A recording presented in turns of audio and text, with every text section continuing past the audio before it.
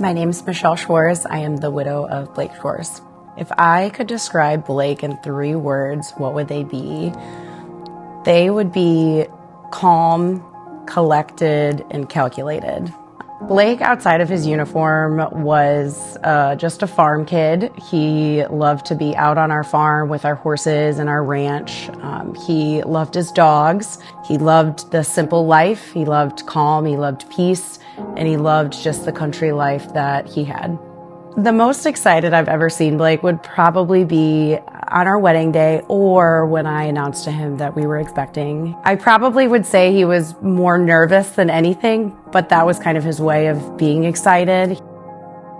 The first time I saw that the weight of Blake's job started to come home with him was when he started calling off a lot. He was a rule follower, so he would always go to work. He would hardly call off. He could have, 102 fever and he still wouldn't call off, but he started calling off quite a bit. And I do believe it's because the toll of the job started taking an effect on him, but obviously knew that he needed to be there. He just started to make excuse after excuse as to why he didn't want to go in, and I didn't blame him. Working, the mandatory shifts takes a toll on correctional officers, and they don't get to see their family, they don't get to see their kids. It has an effect on their relationships and marriages.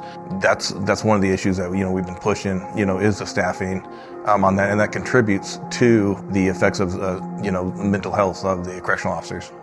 The atmosphere that Blake described to me during those long shifts is, if I could say it in one word, it would be dark. It was a very dark place. The morale was extremely low, and you could just see in people that they were pushing through because they just wanted to make it through their 8-hour shift and go home. And you could see in their eyes how much it affected them. And as officers, they try to cover it up with humor because that's how you cope with things. He would cover it up with humor and would just say, "It is what it is. I just got to do my job." And he continued to bottle it up, and it became harder and harder for him to continue to deal with it. We know the statistic that correctional officers are 39% more likely to die by suicide than any other profession. We know this to be true in America, but there is no talk about it. You don't hear about this on the national news. We're trying to change that.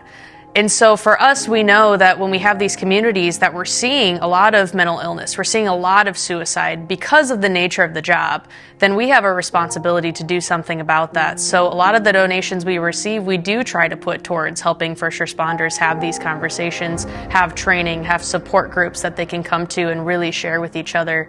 And that's really what it's about, is helping people know that they're not alone.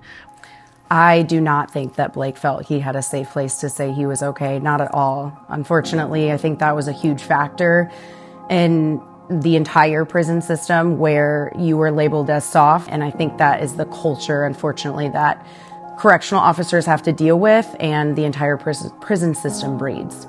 What stuck out to me the most is Michelle saying that she didn't know what resources were available and that Blake didn't know what resources were available. And we made it our mission to make sure that every staff at Thomson knew what resources were available. That's where we reached out to Haley. We sent 24 staff to assist suicide training to kind of build a army of mental health advocates. We invited her, she told her story to the staff and let them know what resources were available in the local community. Had a law enforcement first responder group with a licensed therapist, which was so important because that was something that we were fighting for. And that is why we supported Great Matters Collective through this time, is because they have all the resources available. To me, Blake is the father of our child, and he is my husband. And he is not just an officer. He is someone that had big plans for his life, and we had big plans for him. He unfortunately doesn't get to watch his 2-year-old daughter grow up because this job took so much from him.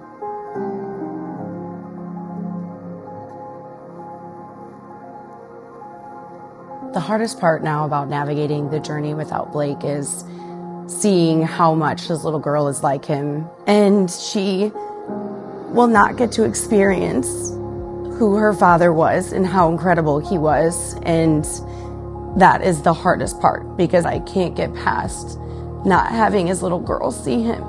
And that's all he wanted, was to be a dad. And he doesn't get to be that.